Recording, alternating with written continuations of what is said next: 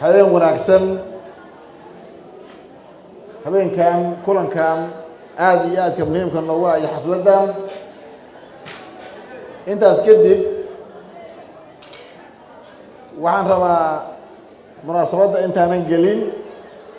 inaan halkaa uga mahad celiyo kooxda fanaaniinta oo runtii noo soo bandhigay heeso qiiro leh xamaasad leh dareen leh caawana ku habboona xuska iyo habeenkii aan joogno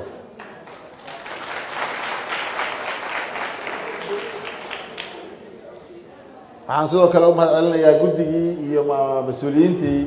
soo qabanqaabiyey xafladdan sharafta badan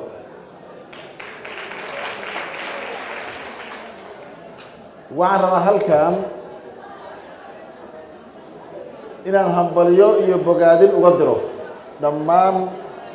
shacabka soomaaliyeed meel ay joogaanba dal iyo debed aan ugu hambaliyeeyo habeenkaa weyn maalintaa weyn oo caaway aan u dabaaldegayno ee kowda luliyo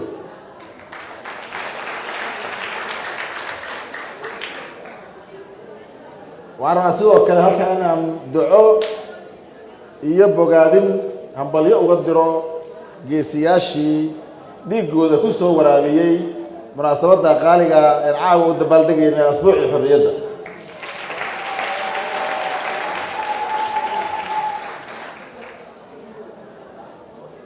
waxaan leeyahay mar kale waa isu wada hambalyeynaynaa ummadda soomaaliyeed meel ay joogtaba gaar ahaan shacab weynaha reer galmudug meel ay joogaanba waxaan leenahay hambaliyo hambaliyo asbuucii xorriyadda oo caawa u dambayso kowdii luliyo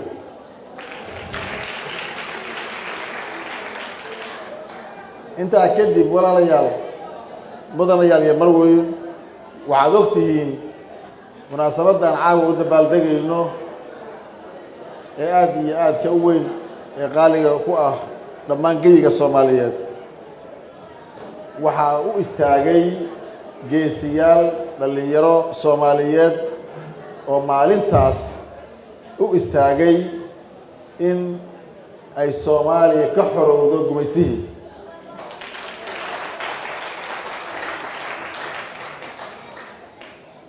halkan dadka dhallinyaradaasi dhan walba maanta dadka jooga runtii way ka yaraayeen da-doodaa yareed aqoontaa yareed waxay haystaanaa yareed haddana sidaasoo ay tahay waxay goosteen inay ka gudbaan dhammaan xayndaabkii uu gumaystuhu u dhigay ummadda soomaaliyeed oo uu ku diidanaa xorriyaddooda xayndaabkaas waxaa ugu weynaa oo gumaystuhu isticmaalayay waxaa kow ka ahaa qabyaaladda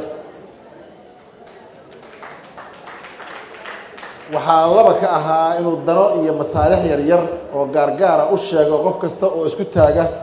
ama ku howlan ama kuwo uu sameeyo qofkii u dhaqdhaqaaqa xorriyadda caqabad ku noqda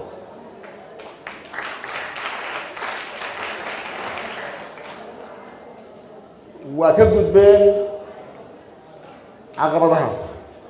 fakarka soo horjeeda oo diidanaa xorriyadda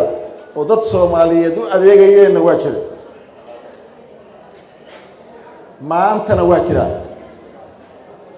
ma ahan inay xorriyad noo diidi karaan maanta waxay noo diidayaan horumarka waxay noo diidayaan waxay u adeegayaan cadowguna mar walbuu joogaa isagoo qori wata iyo isagoo aan qori wadanba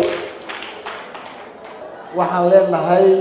ummadda soomaaliyeed meel ay joogtaba gacmaha isqabsada cadowgana iska xore